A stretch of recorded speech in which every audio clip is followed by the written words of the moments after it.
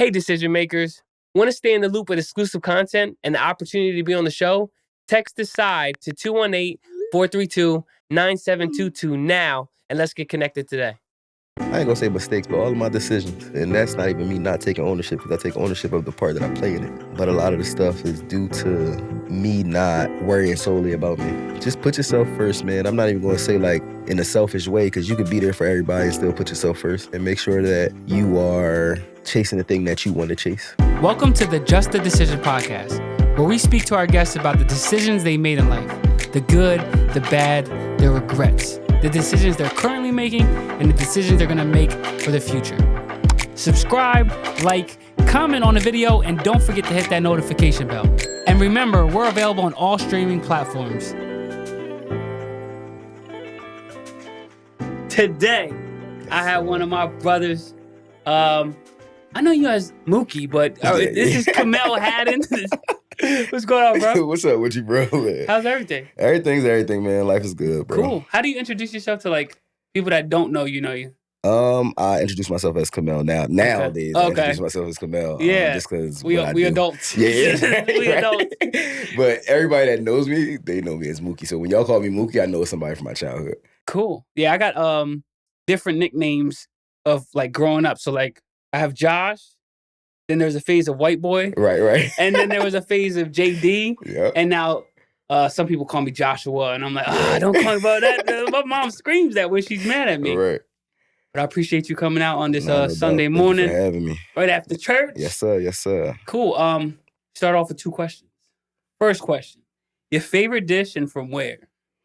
My favorite dish is going to be my macaroni and cheese. So you said yours, so yeah, mine Chef specifically. master. If you want something from somewhere else, I'm gonna throw my twin in there. I'm gonna throw Nelson in there. I'm gonna throw Nook in there. I would say like we had him on the episode. Yeah, for sure. Did this. He's for sure somebody who I appreciate their cooking. So also his mac and cheese is also like real Cool. smacking. So Cool. I love a good baked macaroni. Right, so when you say mac and cheese, baked mac and cheese, yeah, or baked just mac and cheese from scratch, just the man. pot and Straight pot. I don't do roux. Okay. Everybody else do the roux. I don't do the roux. But all my cheeses and all of that stuff, yeah. Nice. You know what's a good cheese I just got into? Gouda. Yo, that's so funny that you said Gouda. Yo, I don't know why everybody just getting into Gouda. Like, man, my uncle put it on a burger, and I was like, we ain't never using that cheese in the plastic again. All right, so I got another cheese for you. So I don't know if you had it. You probably had it before, but Cooper Sharp.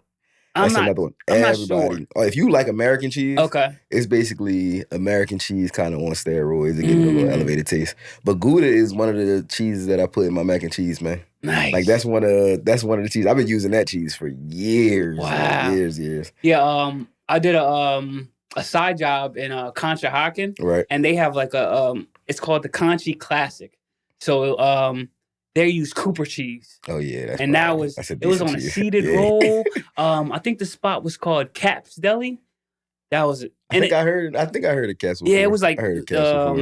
I think it was onion, steak, seeded roll, and the Cooper cheese. And I was like, that's what everybody on though. Cooper Sharp right now. I'm telling you, everybody on it right now. Nice. So and second question, someone's gonna cash you a check. Mm-hmm. Whatever number you write on it is cashed in the next day. Your checkings, not your savings. What's the first thing you're gonna spend it on? Right now, I'm buying a house. Nice. I'm buying a house and I'm buying my daughter a dog. Okay. Right now, like that would be the first. I ain't really thinking about bills per se. Yeah. All of that is kind of taken care of, thank God. But like, I'm thinking about long-term stuff. So like long-term investment, stuff like that. But the first thing I would do is definitely I'm buying a house just to make sure that my wife and my daughter is straight. That's it. No selfish no one had a selfish response yet. Except one person was like, I need to take care of these student loans. He said, before I think of anything else, he was like, I need to take care of these student loans. But listen, man, for some people, student loans is a killer, man. It's like you pay all your bills and then that thing's still on the back end, like, we coming for you. Yeah, man, student loans is a killer. Cool.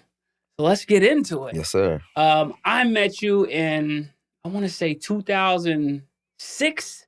Yeah, 2007? Right. Yeah. So we've been around each other a long time. Yeah. But prior to me meeting you, what was like growing up Little Mookie. Growing up was amazing, man. It was a house full of us. Growing up at any given time, it was about 5 or 6 of us. In the house with my dad, my mom, and everything like that. We used to run around the streets out Pollock. We just ran around, man. We had fun. We had all of our neighbors and everybody. It was just like a big community, you know, growing up. And then prior to y'all, because I actually, when I moved out Fairview, like a year or so later, that's when I connected with Urban. So like, but growing up out Pollock, man, Pollock was amazing. Like I said, if you from there, you just know, like, growing up in the 2000, early 2000s, we used to have house parties and run around and just, like, everything was chill. You could run around, have fun, be out all night, Halloween, all of the good stuff. Like, anything that you could think of that was good, it was just in the middle of the hood. Yeah. You know what I mean? Like, we would go over, spend at each other's houses. We would spend time with each other's family, stuff like that. Like, it's still friends that I talk to this day that I grew up with as children. And they're in different paths, but a lot of the friends that I still connect with, even Nelson, is also from there. So, like, just constantly making that connection and not even realizing, like, my childhood friends would be my adult friends still to this day. So it's pretty dope. Yep. You keep saying Nelson. So if you've seen a previous episode, Dennis Nelson, we know him as Nook. Are you guys related officially? Because growing up, everybody thought they were like, yo, are they really brothers? Are they cousins? I'm gonna say this on the podcast. That's my brother. Gotcha. Nobody could tell us nothing different. That's my twin. We was not raised together in the same household. Our parents don't have no relations or nothing like that. But the bond that we have built over the years and stuff like that has been like just a brotherly bond. Like, I could call him, and that's my daughter's godparent and everything like that, goddad. So, like, I could call him and, you know, we have those conversations. So it's just been, you can't tell. If anybody asks us, yes, we brothers. Okay. You know what I mean? You know how much we look alike. Yo, but, man, it's nuts. It was nuts growing up. Yeah, it's just, and we've been like that, I want to say, like, most of our life. Since I've known him, we kind of just connected. And just been like that with each other. So cool. When you said it was 5 of y'all in the household, what's the 5? It's actually 10 of us. Okay. So, wow. Yeah, it's 10 of us. So my brother, I'm the youngest. Me being the youngest. And then my brother, Chaz, Kwana, Leah. You know what I mean. Then my brother Ryan, Noli, rest in peace, Ted. And then my brother Aaron. And then who is in the middle of us. Okay. He's kind of like in the middle. So he's kind of like before my sister Leah, is my brother Christian, who, shout out to my brother. Like, that's my brother, man. Like, that's my brother. That's my guy, man. Anytime I call that man, he there. And we met, crazy part is, shout out to my brother. Sorry to put you out there, Brody. But yeah, we met in college. When I got to college, I found out that was my brother. And then from that point forward, we just had a connection that is just a crazy bond that we have with each other. So, nice. You know, just making sure my family's straight. Yeah, so. That's cool. It's, I don't like getting the stereotypes and stuff, but they say a lot of kids in the inner city grow up in fatherless homes. Luckily, me, I've always had my dad around. Yeah. And you and Nook, your dads were always around. Always had our dad around. It's just like, I've never, I'm glad I didn't get to experience that fatherless household, because my dad is like, we don't get along all the time, right. But it was cool having my dad in my life throughout my life, and still right now. Yeah. So it was cool seeing your dad and Nook's dad is like always there. And when people say that get into those conversations, I was like, nah, I don't know too many people that didn't have their dad in their life. I constantly laugh. Like, I don't know of too many people who didn't have their pops around. Don't get me wrong. Like, I know a few. Yeah. But I think that, like, most of our friends, the people that we kind of connect with, the people that we kind of communicate with down that matter, we had our parents growing up. Yeah. And we had both of our parents. You know, my mom and dad separated later on, but you know, I've always had my dad through it all. Yeah. I've always had my mom through it all. So no matter what they was going through, they kind of just were there. But yeah, man, growing up with my dad, man, was the dopest thing ever. Pretty much, like, he would fuss at us and scream at us. His number one thing with us, me and my brothers, was like, yo, if y'all fight, y'all gotta jump me. And one, if we fought each other and had to jump our dad, we was gonna end up fighting again because nobody was touching our dad. You know what I mean? Like even us. Yep. So you know, it was just like growing up with the pops. It was strict. It was demanding sometimes. We couldn't quit. My dad wouldn't let us quit on anything. If we started it, we had to finish it. It was just amazing. I don't know, man. Growing up with the pops, growing up with my pops has always been, even still currently, he called me this morning like, yo, you good? I don't want nothing. Just checking on you, man. I haven't talked to you.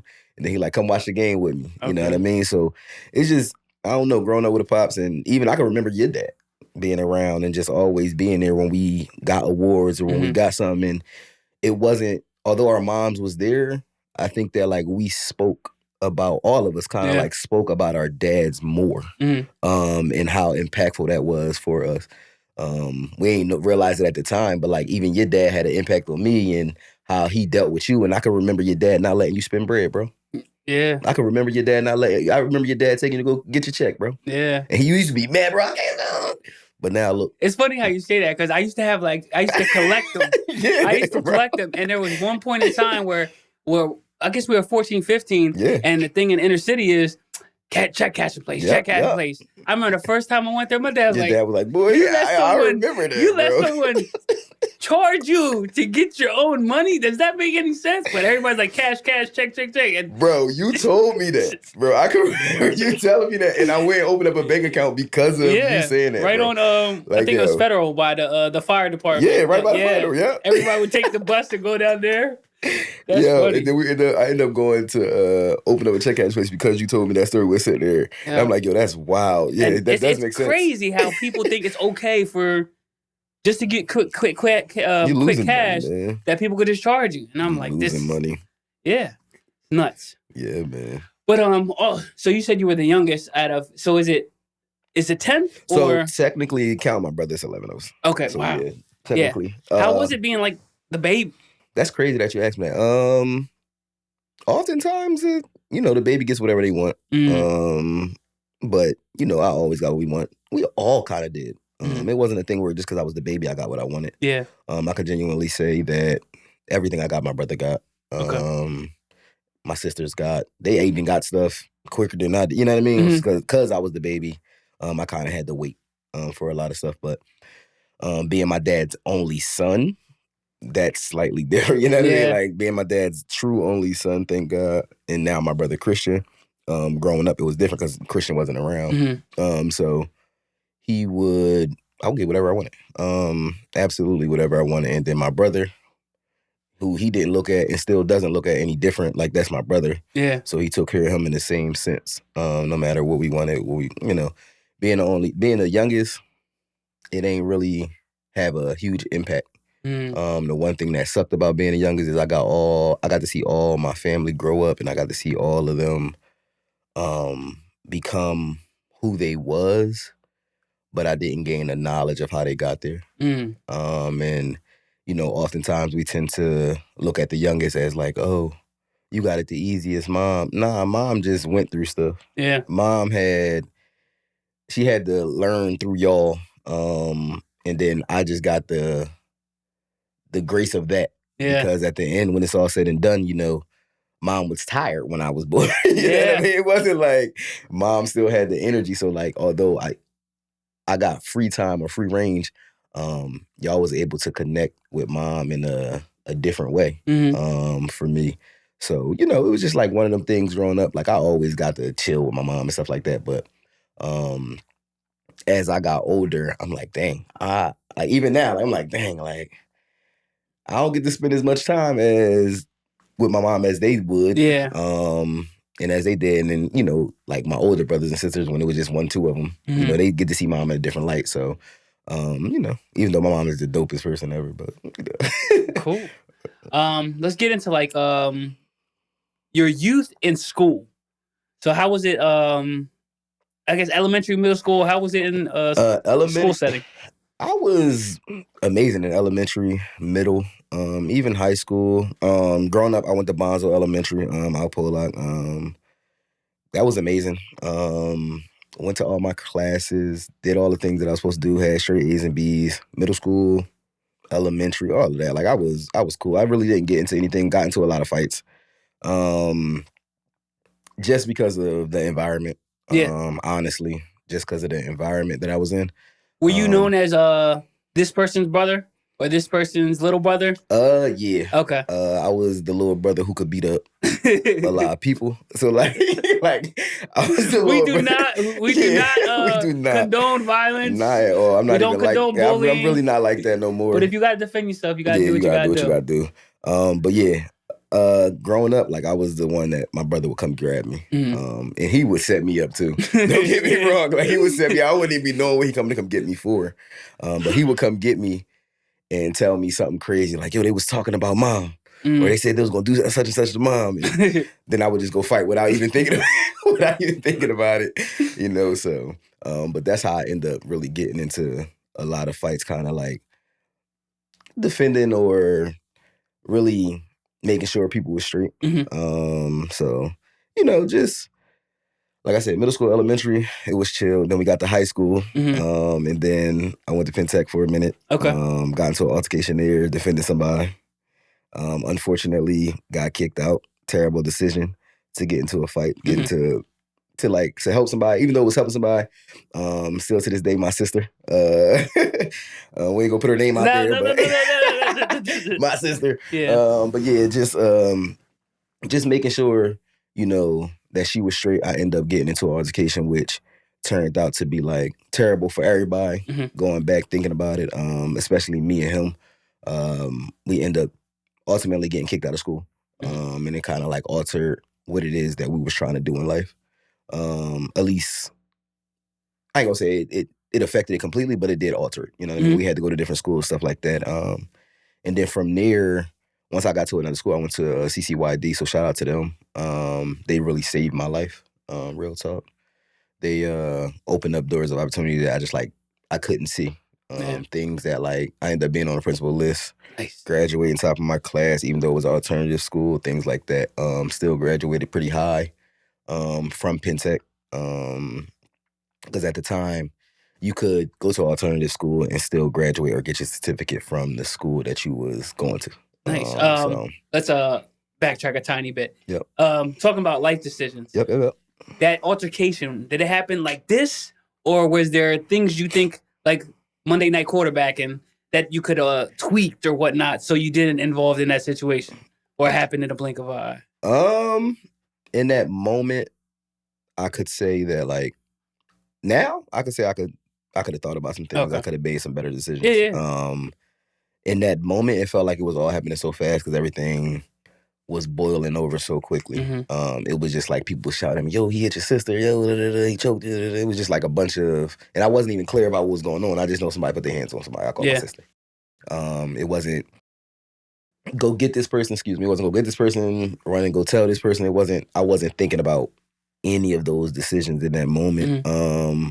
I was just solely thinking about get my get back, and it had nothing to do with me per se. But nobody was going to touch anybody. I called my family. Yeah. So it definitely could have been decisions that I could have made. One, I wouldn't have even probably went and fought, knowing what I know now. I probably wouldn't have went and fought because me not fighting wouldn't have meant like I was a punk, or it wouldn't have meant anything like that. It wasn't anything that was threatening to me per se. But it was just the thought of the way my dad raised me, unfortunately. You know what I mean? Like somebody put their hands on your family, you take care of it. And that's how I was raised. So in that moment, I'm like, that's the only way I was thinking. So it kind of just happened. And we started the altercation, boom, boom, boom, boom. I couldn't even tell you exactly what happened through the altercation. I just know when I came to, they ended up sending me home in a cab. And they sent me home. Boom. I was in the cab when I came to. Like, for real. Like, when I fully came to, like, all right, I could calm down. I'm not there no more. I was in a cab going to my mom's house. Wow. You know what I mean? They didn't allow the parents to come pick you up? They did. my dad, I told him to call my mom. Oh, okay. So, yeah, so my mom, I knew at the time my mom wasn't going to be able to come grab me. Oh, okay. So I just called her, and I knew that if I got into a fight for defending a female, like, my mom wasn't going to snap. Gotcha. My dad, he ain't care. He would have, he did, you know what I mean? Yeah. Ultimately, like, he ended up finding out. He called me like, oh, yeah, you got kicked out. So it was just like, you know, from there, even that, you know, making the decision of not saying nothing to my dad, where the person that could have protected me or defended me in that situation, I didn't even want to tell him. So, you know, just making those decisions and not being vocal and not being honest and upfront kind of like got me in that situation. So. And then what was your shop in high school? My shop, I was print shop. Yeah, okay. I was print shop. I was doing marketing and all of that, media and all of that. That's what I was really, really into. Just getting into that drawing and all of that. So. How did that, so being in alternative school, how were you able to complete those courses? Like, did a teacher come to CCYD or? Nah, so I couldn't take the print shop courses anymore. Okay. But what I ended up doing was having a job. So I just had a job. So instead of me going to shop, I was literally just going to urban and working and doing all of that stuff. So cool. At that point, that's what I was like doing in high school, just leaving school and graduating. My senior year, I think I had like one class I had to go for attendance and gym. And then even there, like gym wasn't gym. Yeah. So it was like a shout out to Mr. Antoine. One of my favorite teachers, Mr. Antoine. Yo, I still talk to him to this day. He was our gym teacher. And he used to be in there bugging with us, like how we was, like that's how he was. So, and he was from the city. Shout out to him, Dr. Horton. Miss Sadie, shout out to Miss Sadie's. I still talk to her. She still hired me to this day to go do stuff, to go cook and all of that. So, shout out to her. Anytime they have an event, she'll call me like, yo, you want to cater this real fast? Or whatever the case may be. I'm the first in line. So shout out to them for like still to this day, having my back. You know, I graduated in 2010. These teachers still got my back to this day. But again, they from the same place that I'm from. You know what I mean? They from the city. So. I don't recommend any high school students getting kicked out of school and going to the alternative school. Not at all. But again, I appreciate you for being transparent. Those students in those school type settings now, what are some tips to fully take advantage of their situation right now, rather than being, you can say, well, I'm in this school and I can't do this and I can't do that. Yeah. I think that for me, like when I was in the alternative school, I was in a unique situation where I could have went to a regular school. I wasn't in an alternative school just because I got into a fight. You know what I mean? Like that was just the school that my dad specifically chose to send me to because my aunt was there. Okay. And she knew that she could kind of ensure that, you know, I wasn't getting in any more trouble. Yeah. So I was just like, instead of going to Camden High, or because at the time Camden High was just like a loose cannon, I would have been fighting every day there. So it was just like either go there or be different. But now, thank God, Camden High is a lot different now. But back then it was just kind of like I would have probably fought. Or got into something, and I'm actually glad I didn't take the route of going to Camden High or Wilson or anything like that. And actually going to alternative, because it allowed me to see things in a different light. It allowed me to see like people had my back. It allowed me to see like everybody not giving up. It allowed me to see like just different things and different scenarios and different situations where I could be a leader. And it allowed me to shine, being the president of my class and being able to run the chess club and doing those things that I couldn't do at Penn Tech. I end up being kind of like a star scholar at my school, but I also wasn't placed there under the guidelines of the state or, you know, I'm keep getting in trouble and I'm a trouble youth, so now I'm there. But that's what I was combating against. So like, imagine the kid who kind of like is doing all their work and doing everything they're supposed to do, being in a classroom full of kids who may not even care to be there. So that was a challenging setting for me, but I just grabbed hold of my teacher. I grabbed hold of my teachers and kind of just ran with it, hollered at the principal, talked to the principal, Dr. Horton, shout out to her. And she was just like, I got you. One of my friends ended up coming there, all that stuff. And I ended up actually like recruiting people for the school. Wow. And end up getting scholars to come to the school who may not have been in any trouble, but who were like more like me. Yeah. So a common idea is to have those bumpers in your life. Yeah. So like in high school, your objective is to get the strike. The strike is graduation. Yep. You might go to the left, go to the right. You about to hit the gutter, and then you got those bumpers that are like, yo, what you doing? You up. Yep. Yeah. That's what it is, man. And that's like a lot of kids. And even in this day and age, they don't want to listen to their parents. They don't want to like we did. You know, we were more accepted. We accepted them more. Yeah. But the things that they said, like I felt like we had a control of our switch. Yeah. On, off, respect. Yep. While out. Yep. But we really did. And I was with Jake the other night, and I was like, dude, I appreciate you so much. I tell Jake that all the time. I couldn't imagine he was our age, right? Doing being our role models, and I'm like, dude, I couldn't handle it. Yeah. And you was with us all the time. Yeah. Like we was events. We used to take the van to the malls and trips. He did everything they could to, like, I don't know how my life would have turned out if I didn't have that Jake, the Bell, the twins, Tony, Albert, and I tell them all the time, like, I appreciate you tremendously because I couldn't do that. Yeah, I think that like they had such a impactful role on us, even though we had the men in our life and we had our pops and stuff. Yeah, they played a different role, and they gave us a different lens. Yeah, the way that they used to travel, the way that they used to do stuff. The twins used to always be doing something. Yeah. And just seeing that constantly was a reminder of just like where we can be and what we can achieve. So just like constantly chasing after it. Man. Yeah, and at the same time, we saw both ends of the spectrum at the same time. Yeah.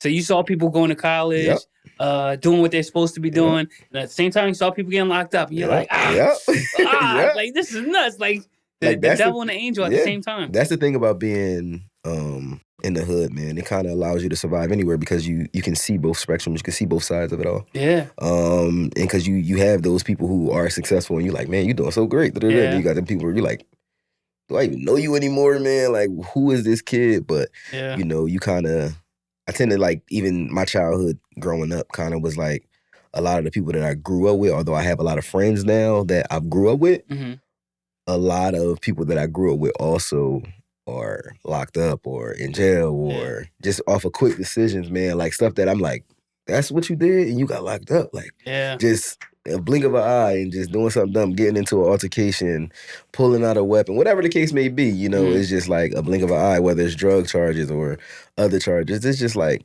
but it's based on the decisions that you make, man. Yeah, I remember I had a snippet, a little taste when they gave me a probation officer. They was like, you got community service.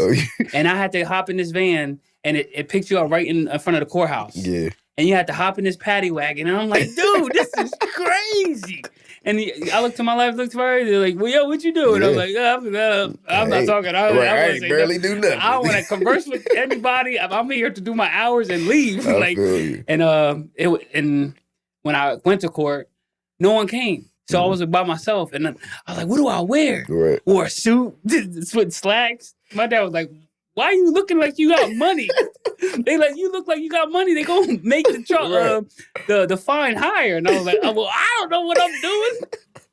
So that was my first Saturday. Right. My dad came and picked me up after, because I had to walk to the courthouse and then get in the paddy wagon. He was like, how'd it feel? And I was like, I don't like this at all. I don't like this at all. Yo, that's hilarious, man. Yep. But that's why I said, like, man, just looking through it, through both lenses, though, it allowed us to take the path that we wanted to take. And I think, like, that's the best thing. Like, you open your eyes to it all and you see it all. And you're like, all right, when you're young, you see it all. And then you take a different path. Yeah. And then you choose the path that you want to take. And, of course, we all take different paths, but it's all with the same goal in mind to kind of, like, be successful and, you know, make sure that other people around us are okay and just make sure our families are okay. Like, I can remember everything, like, even growing up, like, we were like, yo, I'm about to go get my brothers and sisters. Like, I'm about to go do X, Y, and Z. Or I can remember all of that, man. Like, where they would just come up and be with you or, and you didn't realize it, but, like, in that moment, you were the Jake. Mm-hmm. You know what I mean? Yeah. Like, in that moment, you were the Jake. It was people that was always watching you. Yeah. So shout out to you for that, man. Like, shout out to you for that. All right, so we get to graduation. Yep. What's life decisions? Most people, like, I feel like if you break down the decisions you have after college, you go straight into work field. Yeah. military, college, or you could be Yes, some type of entrepreneur. So for me, I kind of like I didn't go the military route. Okay. But I definitely went to college. I went to Clark Atlanta for a few. Then I came back home, went to community college, went to Camden County College. I didn't finish. I still need to finish to get my degree. Yeah. Hopefully, like over the next couple of years, I'll be doing that. But yeah, man, I kind of basically became an entrepreneur at the time. I was making bow ties and all of that stuff. Then that kind of transitioned over to making clothes, different things of that nature, and just being creative. And then somehow, I ain't gonna say somehow, but all my life I cooked. Mm-hmm. And I really didn't look at it as something that I would do entrepreneur wise, but it was something that opened up a door for me. I realized that I had a craft. Mm-hmm. I realized that, you know, my hands was really made for cooking. You know what I mean? Like, and although I was being creative and I was working on documentaries and I was creating bow ties and making clothes and all of that, the only thing that I got from any of that was just like, I enjoyed it. Okay. It was fun. But when I started cooking, I started seeing people's reaction. I started gathering like, oh, people really enjoy my food. Oh, I really got the will. Like, so just seeing those things and really seeing people really get invested in, oh, you cooking this week? Oh, you doing this week? All right, you could cater this, you could do this. And that's what really got me into the entrepreneurship of catering and doing private events and different things like that, doing private dinners and all of that. And then from there, I was just looking for a mentor. And I ran across, shout out to the big homie, Chef Alex at Embrace. Okay. He opened up a door of opportunity for me, and he let me become one of the cooks in the kitchen. And kind of run the kitchen and do what I do. Okay. So shout out to him for that. Let's slow down a little bit. Yeah, in terms of bow ties, how did you get into bow ties and clothes? Man, so the funniest thing, man, you know how I really got into bow ties?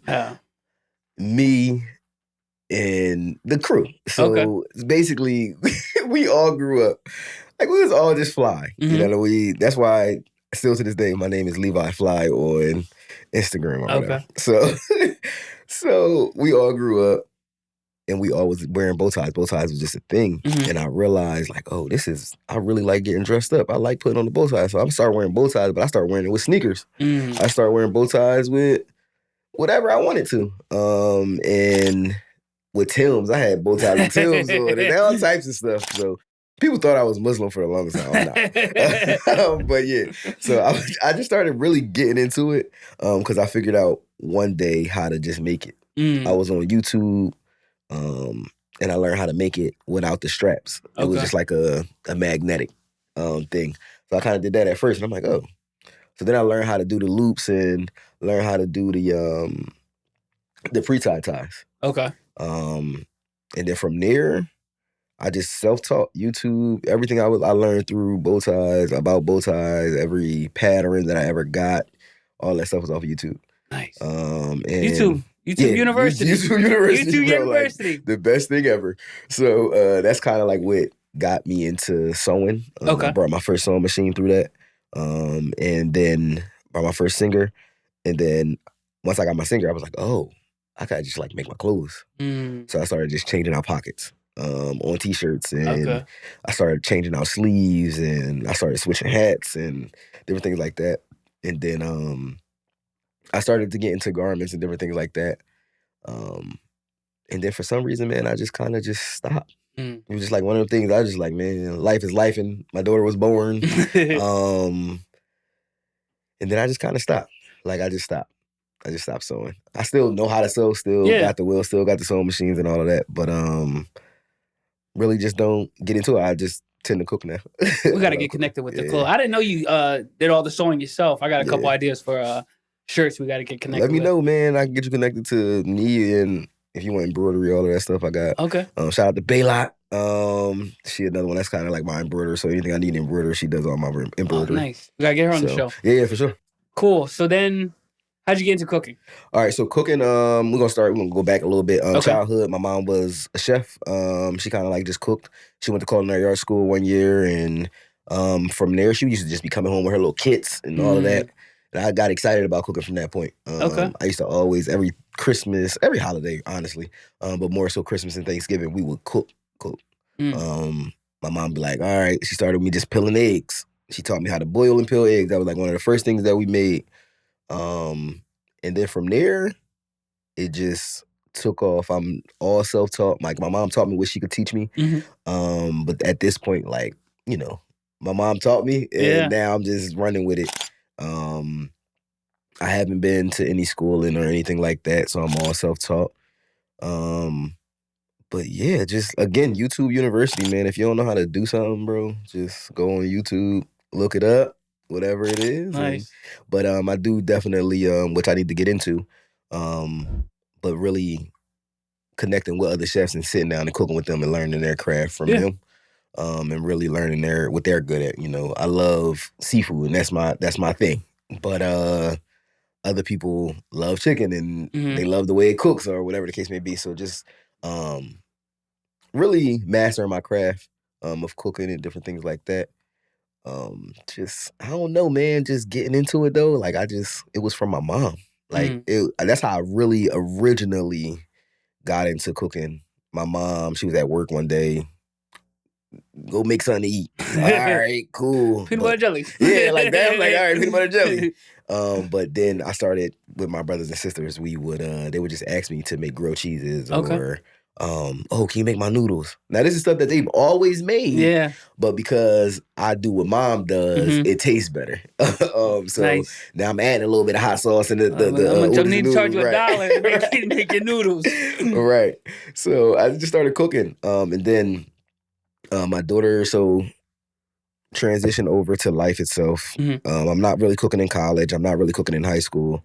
I get to the real world. I'm cooking for myself.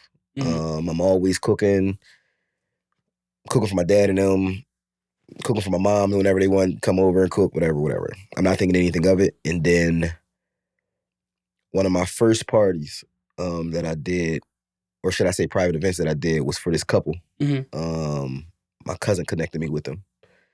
And I'm not gonna put their name out there. Unfortunately, they both passed. But this was my first catering gig. This was my first private event. And I set up everything. I set up the rose petals. I did the flowers. I did everything for him, right? He just wanted he wanted a dinner for his wife, which at the time I didn't know was dying of cancer. He never said anything to me.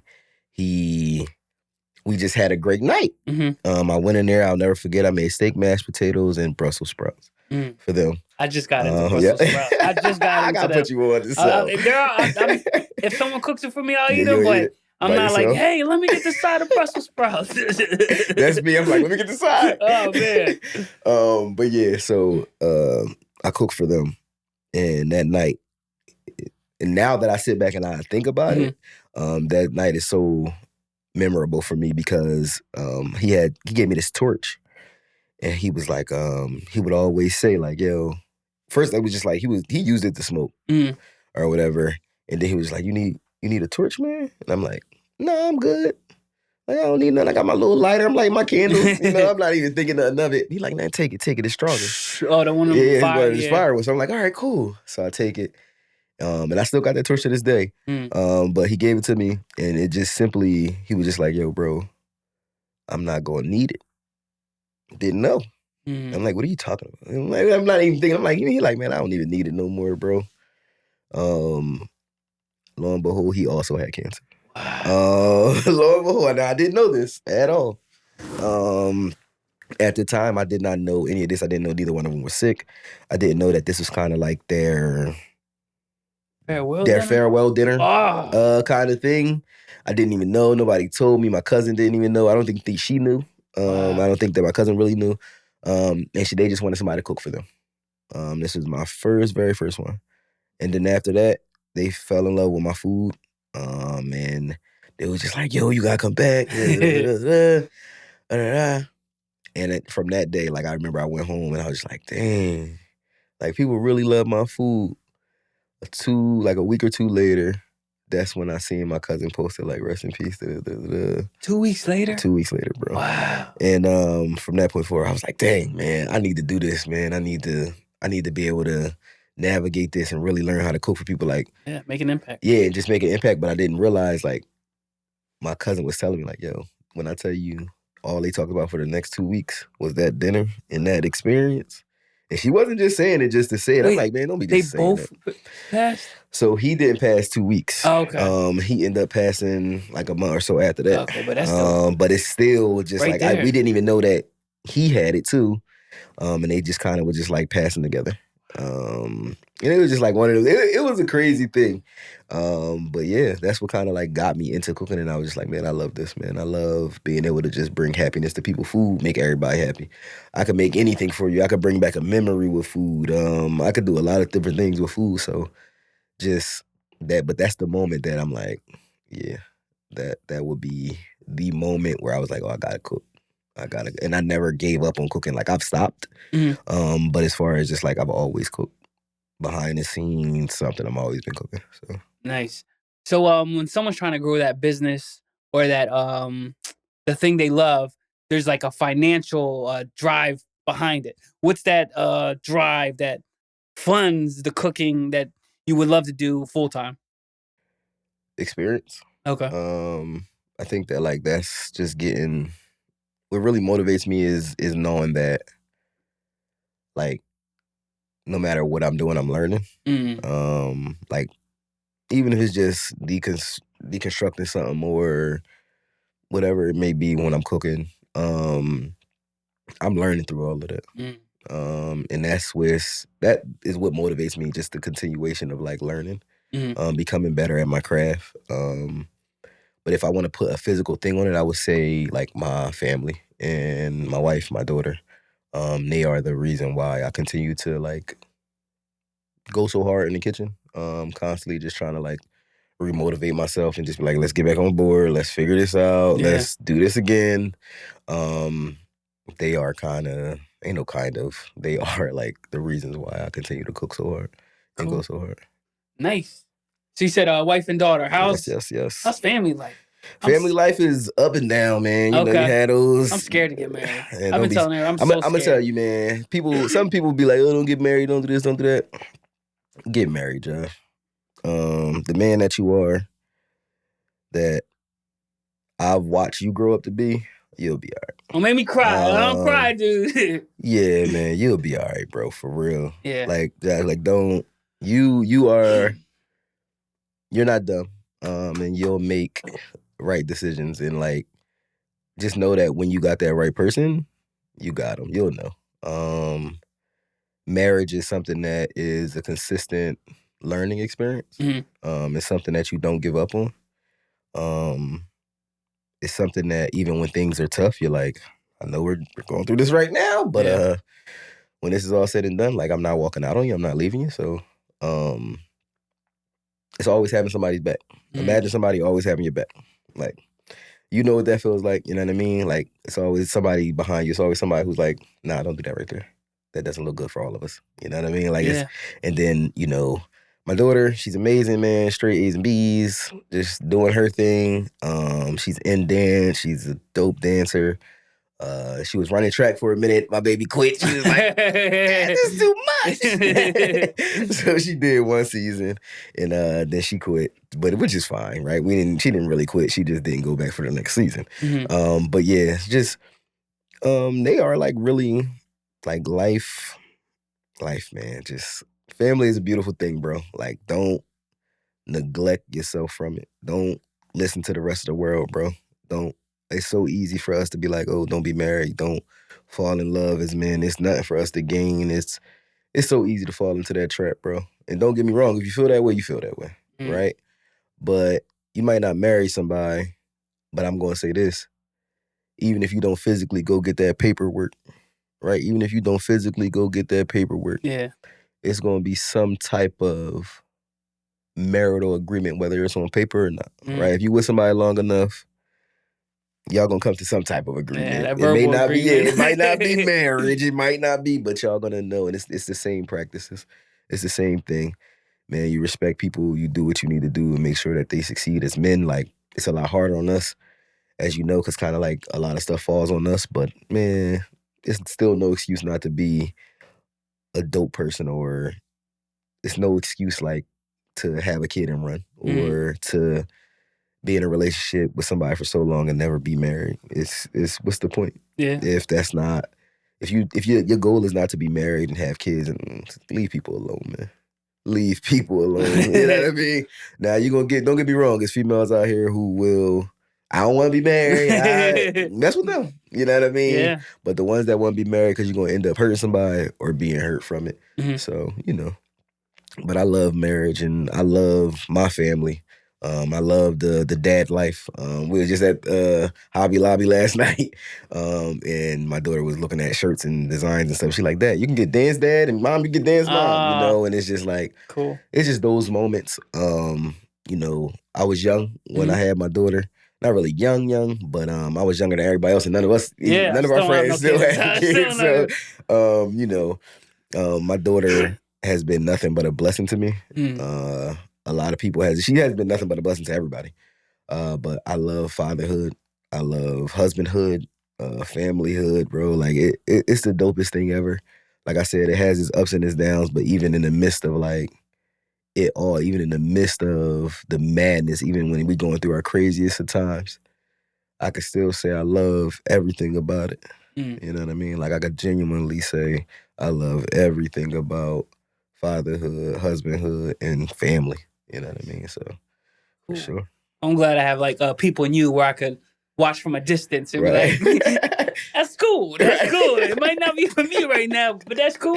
Nah, I feel you, bro. Cool. So, I again appreciate you for being transparent with your life decisions. Just a couple questions to wrap this up.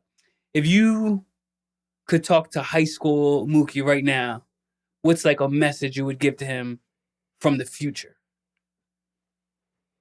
Listen to your dad when he said, don't worry about nothing else.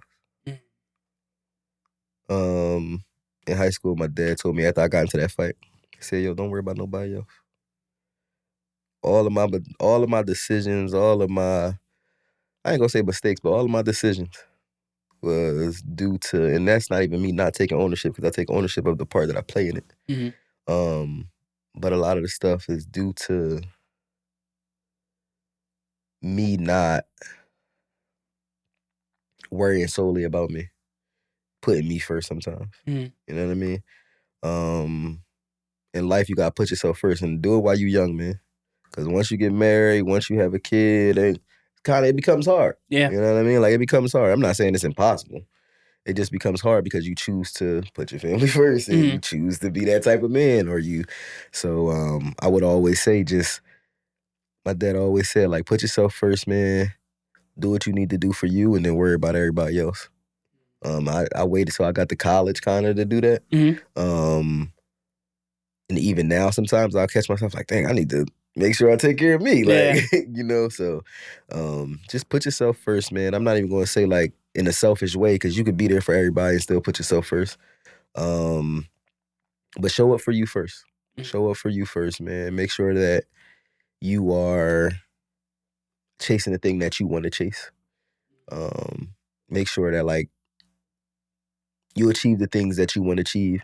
Because although I had a dope high school experience and I got awards and citizenship awards and from the state, and I got some dope stuff. Don't get me wrong. I was a dope high schooler. But I think that some of the decisions I made could have got me further. I.e., like, when you go off to college, ain't nothing back home. But that's the high school Mookie. That's what I would straight up tell him. Ain't nothing back home. Don't go back home. Don't go back home. Like, stay right here. Stay up here with Sanika. But nah, for real, like that's when I was at Atlanta, I was with Sanika. Okay. And shout out to Nick. Yeah. But yeah, man, like that's what I would tell high school me, man. Don't go back. Don't go back, Camden. Don't go back home. Stay out here. Bite the bullet a little bit. Toughen it out a little bit. That's it, man. Cool. What's the name of your cooking company business? So Kimel's Cuisine. Okay. Y'all can check us out. Kimel Cuisine on Instagram. Also Levi Fly, not a Y but 2 I's.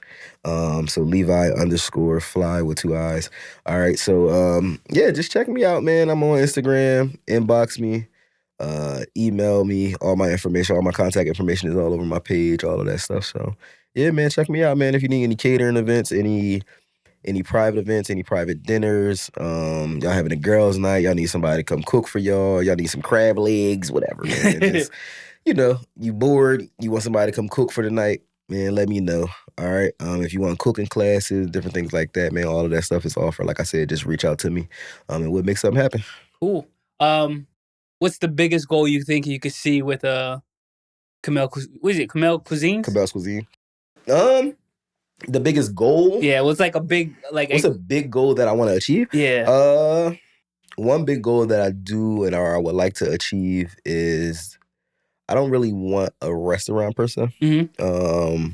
But that I want to achieve this year is do pop-up events.